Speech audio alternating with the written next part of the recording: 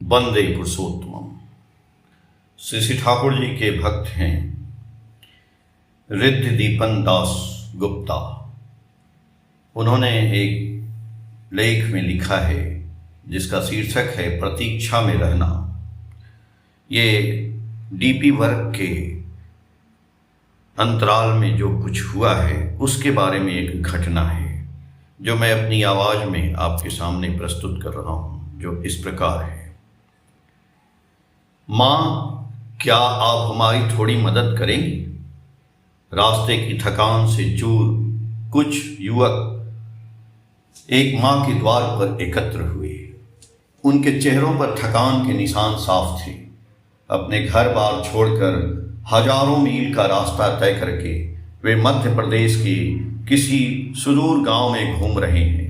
दिन हो या रात उनकी तलाश जारी है परम पिता की खोई हुई संतानों की, मानो वे चरवाहे राजा रखाल राजा के खोए हुए मेमने हों। हाथ में नामों की एक सूची लेकर वे घूम रहे हैं जिसमें कई पुराने दीक्षित लोगों के नाम हैं। उनके पते बहुत ही अस्पष्ट हैं। भोपाल का काम निपटाकर आज वे लड़के गुना पहुंचे हैं। ढूंढते ढूंढते वे थक चुके हैं, लेकिन उनका उत्साह अटूट है।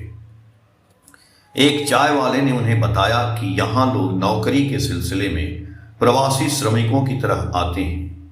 यहाँ केवल 3 ही ऐसे परिवार हैं जो पिछले 30 वर्षों से यहाँ रह रहे हैं। लोगों को ढूंढने की राह में ये 3 परिवार ही मददगार हो सकते हैं। इसलिए अब वे उस सूची को छोड़कर उन 3 परिवारों की तलाश कर रहे हैं। क्या आप नारायण साहू को जानती हैं? आए हुए दल के एक लड़के ने पूछा। क्यों, क्या काम है? मां ने पलटकर सवाल किया। उनकी बातचीत में उड़िया भाषा का लहजा स्पष्ट था। उन लड़कों में भी एक उड़िया था। जब वह आगे आया तो पता चला कि यह वही घर है जिसकी वे तलाश कर रहे थे। लंबे समय के बाद अपनी मातृभाषा सुनकर मां बहुत प्रसन्न हुई। लड़कों ने उन्हें धीमे स्वर में दीक्षा पत्र डीपी वर्क की समीक्षा के विषय में समझाया। घर के भीतर सबको बिठाकर उस मां ने अपने पति को मोबाइल पर जानकारी दी।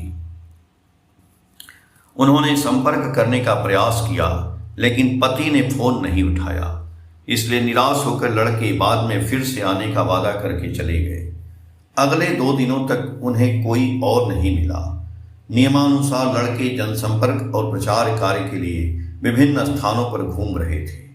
तीसरे दिन एक ने कहा, क्या उस दिन वाले घर में फिर से नहीं जाया जा सकता? जैसा सोचा वैसा ही किया। गाड़ी घुमाकर लड़के उसी घर की ओर चल पड़े। आज घर पर साहूदा मौजूद हैं, लेकिन यह क्या, उनकी आंखों में आंसू क्यों? उन्हें देखते ही वे इतने भावुक हो गए कि मुंह से शब्द ही नहीं निकल रहे थे। उस मां ने भी पति से प्रश्न किया और उनके कांपते स्वर में धीमा उत्तर सुना, जिसे सुनकर वे भी वैसे ही स्तब्ध रह गईं।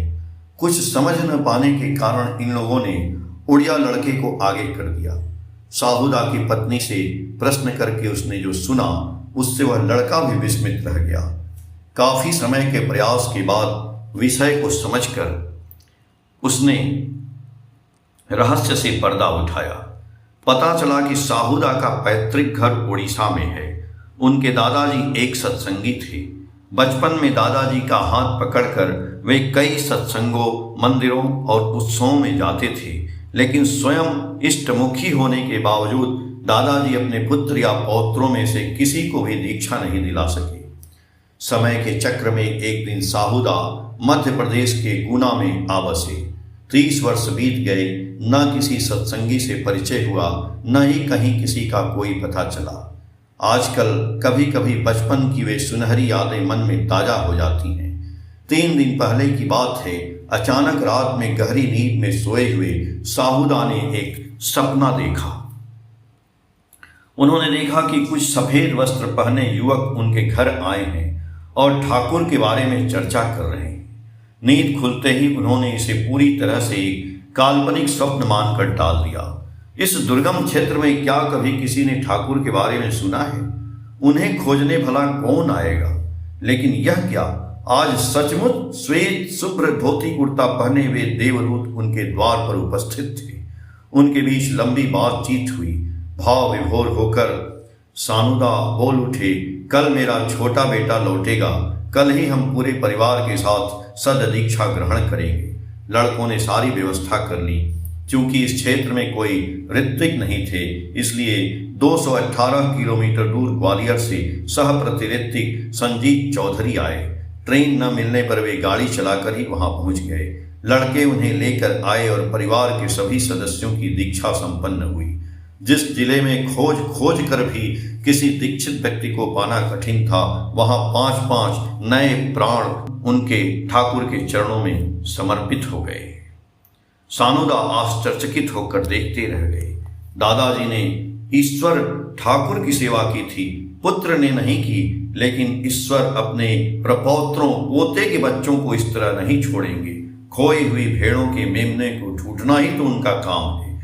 उनकी दया देखकर हैरान सानुदा के गालों में आंसू बहने लगे। मन के भीतर सुर मिलाते हुए जैसे किसी ने गाना शुरू कर दिया हो। सजग होकर जोत जला, शायद वह इसी आशा में आएंगे।